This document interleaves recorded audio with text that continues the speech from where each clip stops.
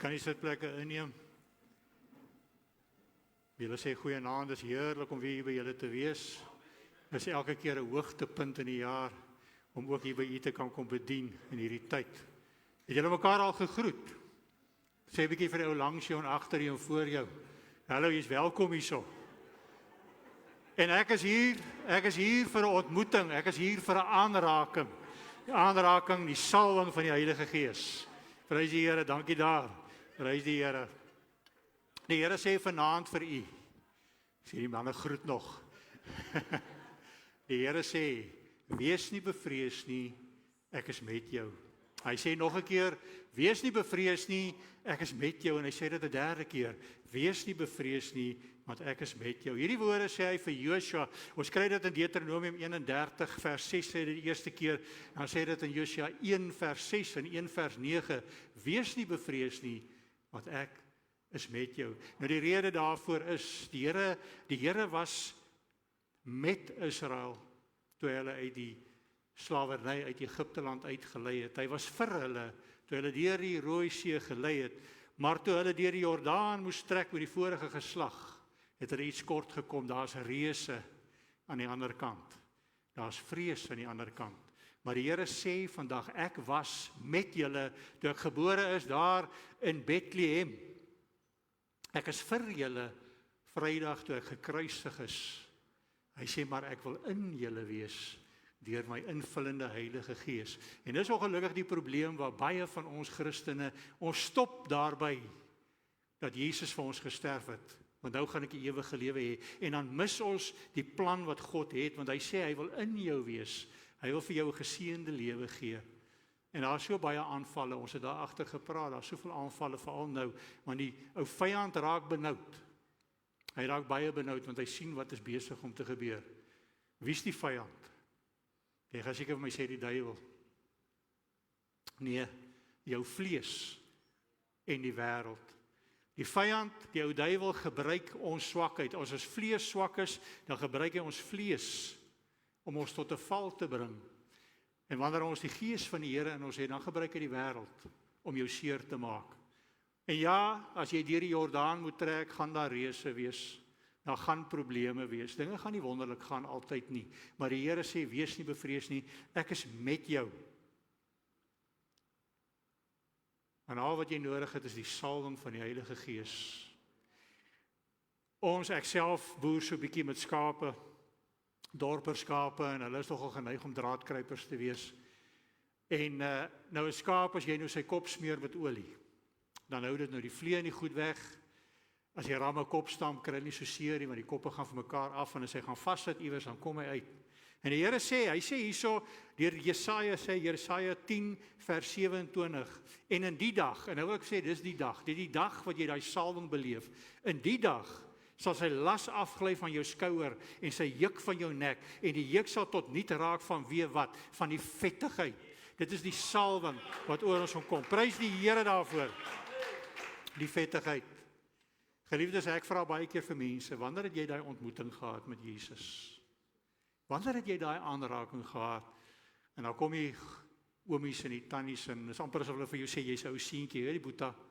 Ek het in die kerk groot geword. Dan sê ek, maar dis nie wat ek gevra het nie.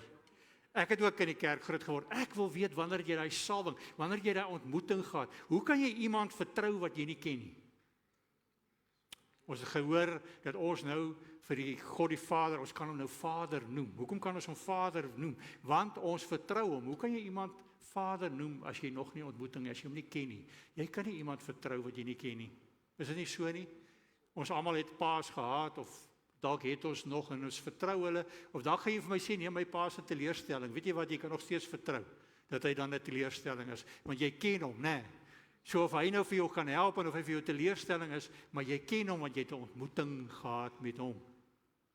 En dit is wat ek vra, het jy al daardie ontmoeting gehad met die Here? Daar het so 'n videoetjie uitgegaan, van 'n man wat daar die Niagara Falls, dat hy nou oor hy is een van hierdie ouens wat op die tou loop, nee, wat die kabel, dan het hy nou 'n kabel gespan van die een kraans na die ander, en dat hy oor dit heen en weer geloop. Ek dink baie van julle dalk die video gesien. Heen en weer daaroor geloop, hulle sê hy het tot 'n eier gebak. Ek weet nie of hy 'n stoofie daar gehad het wat nie. Maar uiteindelik stoot hy 'n krywa oor heen en weer oor hierdie ding. En hy sê vir hulle, glo julle dat ek 'n mens in hierdie krywa kan sit en hom die oorstoot? En almal sê ja. Hoekom sê hulle ja? Hulle het dit gesien. Hulle het dit gesien. En ons, meeste van ons glo in die Here. Ek glo almal van ons glo in die Here oor dinge wat ons gesien het, dinge wat ons gehoor het. Ons weet wat hy kan doen. Maar daai man vra toe, hy sê, goed, julle glo dit. Ek soek 'n volonteer. Ek gee jou raai hoeveel volonteërs het hy gehad. Nie een nie. Nie een enkele een nie. En dis ongelukkig wat ons doen. Die Here sê ons kyk in 'n spieël. Ons sien die beeld en as ons omdraai het ons vergeet wat ons gesien het. Ons as nie 'n ontmoeting gehad het nie. Ons glo in hom, maar ons vertrou hom nie. Ons vertrou hom nie. Ons moet 'n ontmoeting hê met die Here. Nou die oggend, op 'n maandagooggend stap ek daar in my kerk in. En in 'n normaalweg is ons Sondag na diens gaan ons plaas toe. Ons is gewoonlik tot Dinsdag of Woensdag wanneer ons die middelweek dienste dan soos daar. Maar die week het ons aan 'n pastoor Anne-Marie toe nou 'n afspraak gehad die Maandag, ons bly daar. Maar nietemin, ek kom die Maandag, gaan ek in my kerk in om ernstig te gaan bid, want daar is iets swaars. En ek gaan nou vandag 'n getuienis ook so tussendeur werk, dat jy kan prakties sien wat die salwing doen van die Here. Hoekom die salwing so nodig is. Hoekom jy nie moet stop met Jesus vir ons nie. Hoekom jy op die punt moet kom dat God in jou kan wees, dat hy in jou kan leef, want hy gee vir jou krag om deur baie dinge te gaan. Hy vat nie noodwendig die slegte goed weg nie, maar hy gee jou krag. Paulus sê in 2 Korintiërs 12 sê Paulus, hy sê ek het 'n doring in die vlees gehad en ek het die Here 'n paar keer gevra om dit van my weg te vat en die Here het gesê nee, my genade is vir jou genoeg. Paulus sê in my swakheid is ek sterk. Hoekom? Want dan kan die Here in my werk. Jy sien, dit is maklik om die Here te loof en prys as dit met jou goed gaan. Maar om naby die Here te kom, moet jy baie keer op jou knieë kom. Jy moet afhanklik raak, jy moet besef hoe afhanklik jy is van die Here. En baie mense besef dit nie. Ek stap die Maandag daarin met 'n swaar hart. En ek kom na die Here toe, want ek wil oor iets bid. Iets ernstigs. Ek is op pad Bloemfontein toe, want iets het hierdie familie getref. Maar ek moet eers by die Here uitkom. Ek het hom eers nodig voor ek ry. En toe ek so kom by my podium, ek wil na my Bybel toe gaan, want ek wil die Here herinner aan sy beloftes, toe ek so bo kom, toe sien ek by my Bybel is daar 'n notaatjie. Lief oupa. Daar staan, lief oupa met so 'n uitroepteken. Nog een of my sê, ek gaan alweer oor Lily bid preek, nee. Die wat verlede jaar hier was. Kyk, sy het 'n manier om relevant te bly. Lief oupa. Nou dis nie ongewoon nie, sy los baie keer sulke briefies vir my, maar die dag breek my hart, want al wat ek voor my kan sien, is haar bebloede gesiggie wat ek die vorige dag gesien het. Maar ons nie geweet het waar die bloed vandaan kom nie, want jy sien sy was in 'n motorongeluk die vorige dag. En ek dink by myself, die woorde kom op by my, daardie wat ek gesê het, die tema, 'n liefdesbrief in bloed geskrywe. En die Gees van die Here kom na my toe, hy sê, ek het eers vir jou 'n liefdesbrief in bloed geskrywe. Ek sê, ja Here, daar by Golgotha, hy sê, nie Golgotha nie, hy sê, op 'n donderdag aand, die aand voor ek gekruisig is, het ek vir jou 'n liefdesbrief geskryf in my eie bloed. Toe ek daar in die tuin van Getsemane was, en dadelik dink ek daar aan, ekskuus, moet ek daarby uitkom, aan Lukas 22 vers 44, hoor mooi wat sê hy.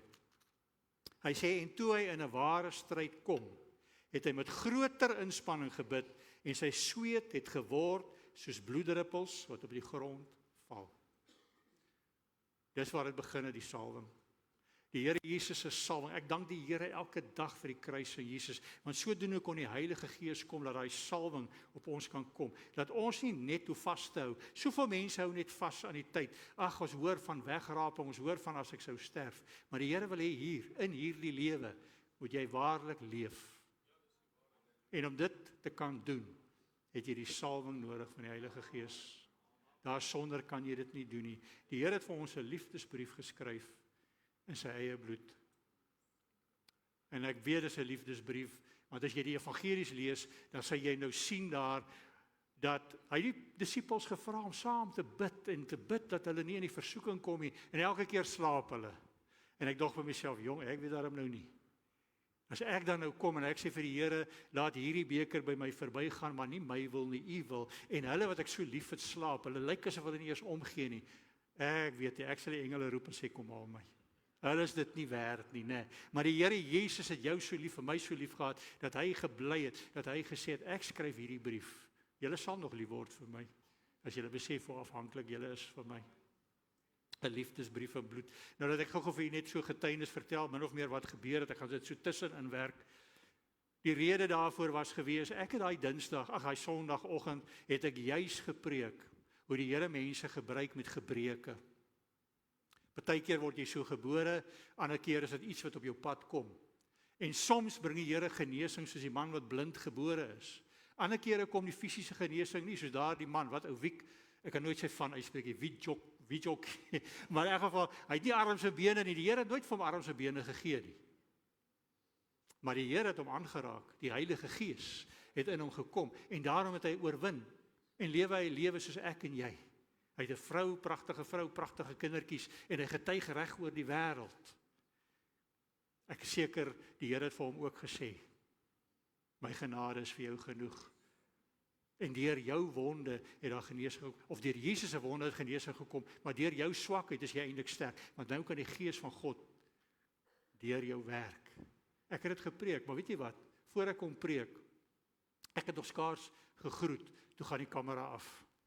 Die mense wys my die kameras af, en ek sê, wel, ek moet aangaan. Ons is nie besig om op te neem, ons is lewendig, ons is besig met 'n preek, en ek gaan aan.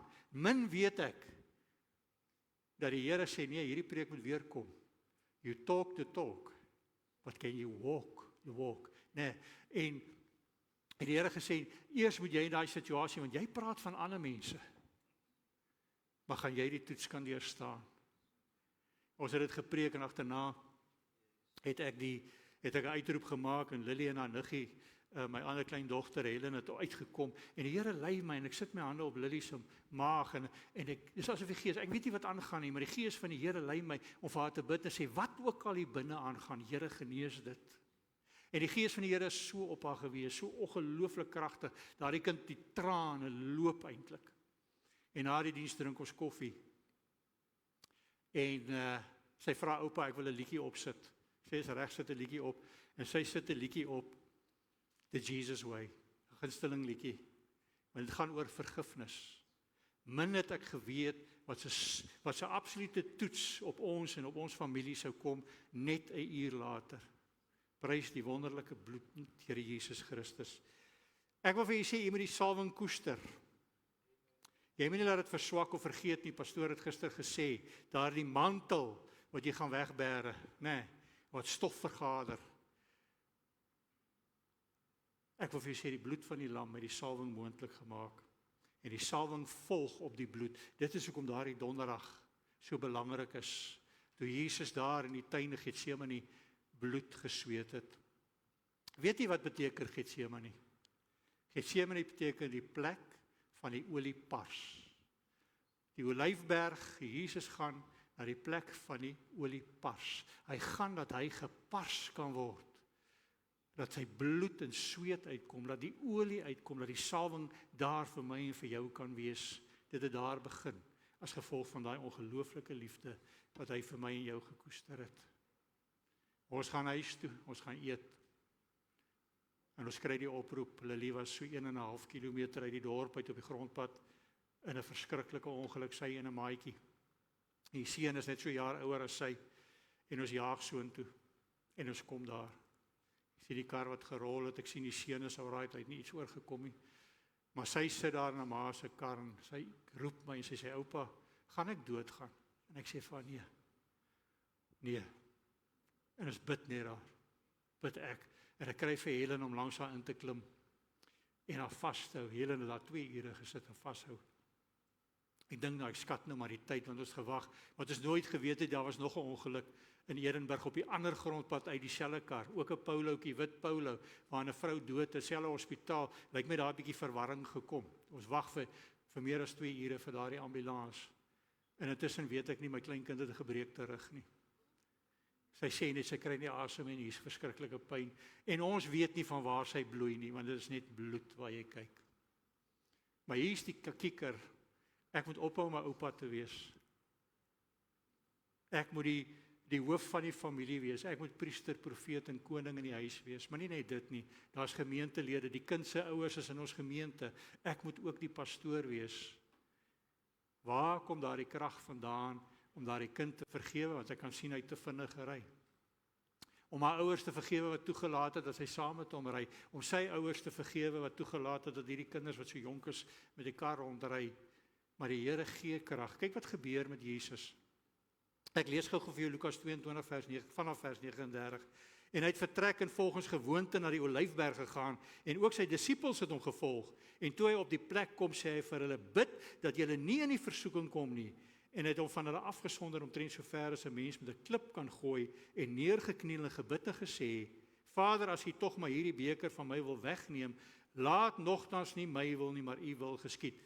Pastoor het gister gesê, ons sê maklik: U is die pottebakker, ek is die klei. Maak my, vorm my na U wil. Ek wil vir U sê, jy kan dit nie doen sonder die Gees van God in jou is nie. Kyk wat gebeur met Jesus, nadat hy gebid het, vers 43, en 'n engel uit die hemel het aan hom verskyn en hom versterk. En ek kan net kom en sê, dis die Heilige Gees, dis die salwing van die Heilige Gees, wat het moontlik gemaak het vir my, om te vergeet van die oupa, wat sy toys uit die kot uit wil gooi, en die pastoor te wees, en vir die mense te bid, selfs hulle wat miskien, wat ek gevoel het verkeerd was, om vir hulle te bid, om kringe te maak, en daar te wees. Dis net die krag van die Gees van God. Dis hoekom ek vir u vanaand sê, u moet vanaand 'n honger hê, wanneer ons die geleentheid skep, om daardie aanraking, dis hoekom ek gesê het, dat daai aanraking moet kom, want dit bemagtig jou, dat jy die krag kan ontvang, van die Heilige Gees. Ek glo dat die salwing van die Heilige Gees die voordele van die bloed van die lam vermenigvuldig. Dit brei dit uit. Dit gee vir jou gelowige, oorwinnende, triomfantelike lewe. Jy sien, jy kan net oorwin. As die bloed aan jou gehoor gestreel word, dan kan jy God se stem hoor. Is dit nie so nie? Wanneer dit aan jou voete kom, dan kan jy die pad vind wat die Here vir jou wil gee. Wanneer jou oë gesalf word, dan sien jy die weg. Wanneer jou hande gesalf word, dan kan jy die werk van die Here doen, en jy kan keer dat die vyand jou werke tot niet maak. Dan kan jou pogings geseën word. Pastoor Jacques sê altyd, die Here seën 'n poging, hy seën nie niks nie, maar hy kan hierdie poging van jou seën, en hy kan dit vir jou bekragtig, deur die werking van die Heilige Gees. En ek kom na die Here dit vir my gegaan het, en ek kom sê, Here, weet jy wat, ek kom nou, en ek salf my hande. Want die woord van die Here sê, 1 Korintiërs 12, hy sal jou, daar's gawes, 9 gawes wat jy kan ontvang, as die Gees in jou woon. Nou sommige, hy sê die Gees gee soos hy goed ding. Hy gee soos nodig is. En soms sal jy miskien 'n permanente gawe hê, wat jou roeping is, wat jou bediening sal wees. Maar wanneer jy op daai oomblik die gawe nodig het, sal hy dit vir jou gee. Hy sê in Markus 16 vers 7, die wat geglo het, en eintlik bedoel die wat vertrou, né? Sal hierdie tekens volg. Hulle sal duiwels uitdryf. Nee, hulle sal lewendige slange op, hulle sal gif drink, hulle sal die hande lê, hulle sal in tale spreek, hulle sal die hande lê, en mense sal genees. En ek salf my hande, en ek kom en ek staan, ek is 100 kilometer van Bloemfontein af. Ek sê, Here, maar weet jy wat, U is almagtig, U is alwetend, en U is alomteenwoordig, en die geesteswêreld is daar geen afstand nie. En ek kom nou met daardie krag wat die Here gee, ek salf my hande, en ek hou hulle uit Bloemfontein se kant toe, min of meer daar waar sy in 'n hospitaal het, en ek sê, Here, ek spreek nou, U sê deur U wonde daar vir ons genesing gekom. Ek herinner U aan ons beloftes, aan U beloftes vir ons. U sê in Johannes 14, sê, U vra in my naam, en ek sal doen dat die Vader in die Seun verheerlik sal word. En ek kom en ek sê, Here, ek sal U verheerlik, en ons sal getuig U oor en oor en oor U van getuig, tot U verheerliking as jy hierdie ding doen. Maar ek kom nou, ek vra nie dat U genees nie. Ek spreek nou genesing. Ek hou my hande in 'n rigting en ek spreek genesing. Jy moet nou hoor, ons het net gehoor dat sy 'n rugoperasie moet hê. Ons weet nog niks, maar ek beleef in die Gees haar rug is gebreek. En ek sê, Here, ek bid nou. Ek kom nou en ek vat nou en ek vorm daar en ek manifesteer dit dat daai rug regkom. Maar ek sê, Here, maar as 'n operasie daar moet kom. Ek sit vir Lily in die kruiwa. En U moet haar nou oorstoot. U moet haar oor hierdie afgrond stoot. Nie die dokter nie, U hande moet haar oorstoot aan die kant. En ek vertrou dat U dit sal doen. En toe klim ons in die kar en ons kan ry. Gee die Here lofoffer, want dit is so wonderlik. En toe kan ons ry en ons kan gaan. En ek is rustig, ek weet die Here gaan iets. Hoor mooi wat ek vir julle sê. Daar by daardie plek waar dit gebeur het, my gees het nie verstaan nie. My liggaam het nie verstaan nie, nie eers my siel het verstaan nie. Maar op een of ander rede het ek geweet, but God, die Here het hierdie situasie. Hy gaan dit ten goeie laat meewerk. Maak nie saak wat nie. Hy sal dit doen. Wil u vanaand daardie ding beleef? Wil u daardie aanraking hê? Ek het gister hier mense gekry, ek het die Gees beleef. Daar's mense wat honger na aanraking. Ek het 'n vroukie ook hier gehad. Ek sien dat sy is hierso vanaand. Gesê sy moet weer kom, dat daai salwing kan kom, dat daai aanraking kan kom. Prys die Here daarvoor. Ek wil sê, jy moet honger wees. Wanneer die bloed in die ou verbond, wanneer daardie dier geoffer is op die altaar, het die Gees van God gekom. Eintlik die heerlikheid het soos vuur neergedaal en daai offer verteer. En dis wat Vrydag gebeur het met Jesus op daardie Vrydag. Hoekom sê ek Vrydag? Ek wil gou vir jou sê, daar's baie mense wat sê, o, julle hou Paasfees. Waar kom dit vandaan? Kom hulle met die Pasga. Ek wil sê die laaste Pasga was daardie donderdag aand gewees. Om te herdenk wat Jesus gedoen het en wat hy nog gaan doen. Maar hy het gekom. Vrydag het hy gesê, toe hy gordyn skeur, het hy gesê, dis volbring. Dit is afgehandel. Mense sal kom en vir jou sê, hoekom sê jy Vrydag? Want dit is die Here se patroon, né? Op 'n Vrydag, dan sê hy, die ou seisoen is klaar, en dan rus ek, en dan begin 'n nuwe seisoen. Pastoor, hou jy die Sabbat? Ja, ek hou. Regtig, hou julle die Sondag kerk? Ek sê ja. Hy sê, hoekom sê jy hou die Sabbat? Ek sê, hoekom? Want my Sabbat is in Christus. Mense verstaan nie waaroor dit gaan nie. Die Sabbat is 'n reken dat iets is afgehandel, die werk is afgehandel. Nou rus ek van my werk. Môre begin 'n nuwe taak of 'n nuwe seisoen op die eerste dag. Jesus staan op die eerste dag van die week op. Begin 'n nuwe seisoen. 'n Seisoen wat 7 weke duur. Na daai 7 weke weer op 'n Sondag. Jy lees daar van Handelinge 2. Kom en die Heilige Gees val op hulle. En dit is die kerkere wat toe begin het. Die ere waarin ek en u nog is, wanneer ons die Gees in ons teenwoordigheid het, en wat hy sê, ek soek nie ander tempels nie, ek wil in jou woon, ek wil in jou liggaam woon, jy is my tempel, jy is my huis, maar jy moet my innooi, ek klop, en jy moet vir my oopmaak. Ons kom by die hospitaal, en ek en pastoor Annemarie, my vrou, ons stap daar in, en ons kom by Lily, by ICU, en hulle laat ons toe. En baie mense gaan bekommerd raak, want normaalweg laat hulle nie 2 mense toe, maar hulle laat ons almal daar toe. Baie mense gaan dink, jong, hier is nie hoop vir hierdie kind nie, dat hulle nou maar net laat troos, nee. Uiteindelik, ek dink Tanya het iewers heen gegaan, en ek en Annemarie is alleen. En die dokter kom in, en sy eerste woorde was gewees, dogtertjie, die engele het jou beskerm. En hy sê dit as 'n spreekwoord, maar ek kan in sy gesig sien, hy kan nie glo nie. Hy sê vir my, wie is julle? Ek sê, ons is oupa en die ouma. Hy sê, hoor dit ek net vertel. Haar rug is nie gebreek nie. Haar rug het gebars. Die pressure van bo na onder, daai bene het gebars. Hy sê, dit is 'n wonderwerk, dat haar rug murg, niks oorgekom het nie. Hy sê, en dis 'n noodoperasie, maar daar's 'n rede hoekom julle so lank wag. En die arme kind lê daar, en sy kan nie beweeg nie. Sy ma het haar so vasgemaak, sy kan nie roer nie. Sy raak eintlik haastig vir die operasie. Sy vra vir die dokter, gaan ek weer op my sy kan slaap? Hy sê, ja, môre gaan jy op jou sy kan slaap na die operasie. Maar ongelukkig moet ek wag, want die dokter wat die beenere moet heg, wat die skroewe moet insit, en ek moet saamwerk, ek moet daai murg stabiliseer, terwyl hy werk. En dan is hy in 'n operasie, en dan is ek in 'n operasie. En so gaan dit hierdie dag. En ek stap daar uit, my boetie en sissa, ek wil vir sê, ek stap daar uit en ek dink myself, goed, dis nie goeie nuus wat ons hoor nie, want tussen die lyne kan ek agterkom, hierdie dokter, hy probeer positief wees, kyk, hy is nou al geoefen in die ding. Ek weet nou nie of die tandarts waar daar sit ook nou al, vir mense eintlik jok nie, ek vertrou mos glad nie 'n tandarts nie, ewer skies maar in elk geval, ek stap daar uit, ek sê, Here, die vyand wil my steel, hy wil slag verwoes, hy wil hierdie geloof wegvat, gaan nie gebeur nie. En op daardie oomblik piep my foon en daar kom 'n WhatsApp deur. En ek wil vir jou sê, ons gemeente het gebid, hierdie woord en waarheid, se pastore het gebid, ek weet, hulle intercessors het gebid, almal het vir ons gebid op daai stadium, almal het ingetree. Maar ek het een dame by my, Chantel, En sy het ongelooflike gawes van die Gees. Sy is ook die een wat gewoonlik my taal, as ek in tale bid vir mense, dan lees sy dit uit met tekste en sy is elke keer in die kop. Onthou net, ek het vir hierdie vrou niks gesê nie. Hoor mooi, sy stuur die volgende boodskap. Sy is eintlik Engels, sy gee vir my Psalm 34 vers 19 en 20. Many are the afflictions of the righteous, but the Lord delivers him out of them all. He keeps all his bones, not one of them is broken. Sy stuur hierdie, hoor mooi, sy stuur hierdie gebed. Wil jy vir my sê die Heilige Gees is nie betrokke nie?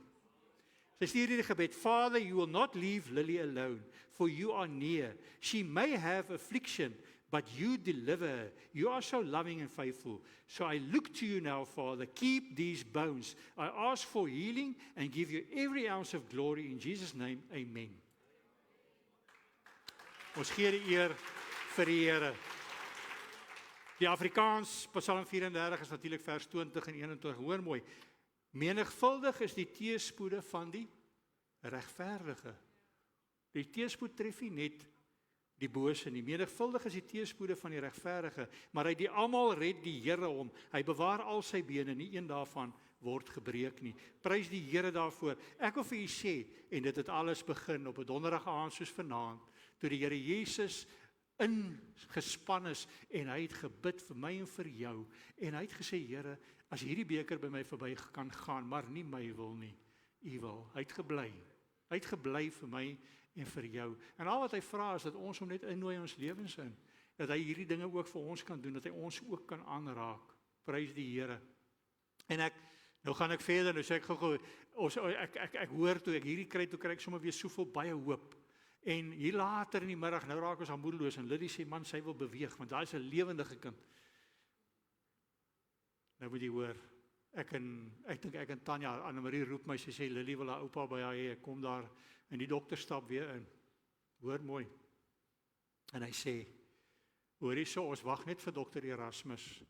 Ek is nie meer nodig nie. Ek sê, dokter, maar dit klink goeie nuus. Hy sê, ek het weer gekyk na die scans. Haar rugbug is nie in gevaar nie.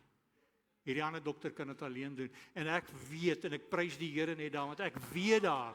Gee die Here lofoffer.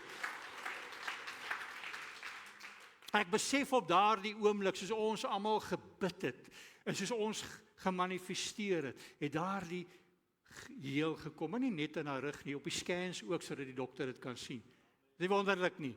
Dit nie wonderlik nie, prys die Here. Ek wil vir u vandag vra, as ek vir u uitroep, want ek sê, onthou net, toe die bloed op Jesus geval het, of die vuur het neergedaal en offer verteer, maar daar waar die bloed aangewend is, daar het die heerlikheid neergedaal in 'n wolk en die tabernakel gevul. En u is daar die tabernakel, u is daar die huis van die Here, u is daar die tempel, en die Here wil so graag vir u vul. Hy wil jou vandag salf. 2:15 kom die dokters daarin. Hulle vat haar uit, sy gaan vir die operasie. En ons gaan vir die eerste keer af onder toe.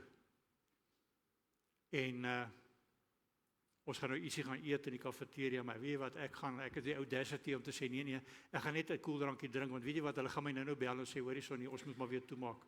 Hier's niks fout nie. Nou ek wil sê, die Heilige Gees het so 'n bietjie van 'n sin vir humor ook, nee. Op daai oomblik sê hy vir my, hoorie Frans, jy moet nou nie die dam onder die eet gaan uitdruk nie, hoor.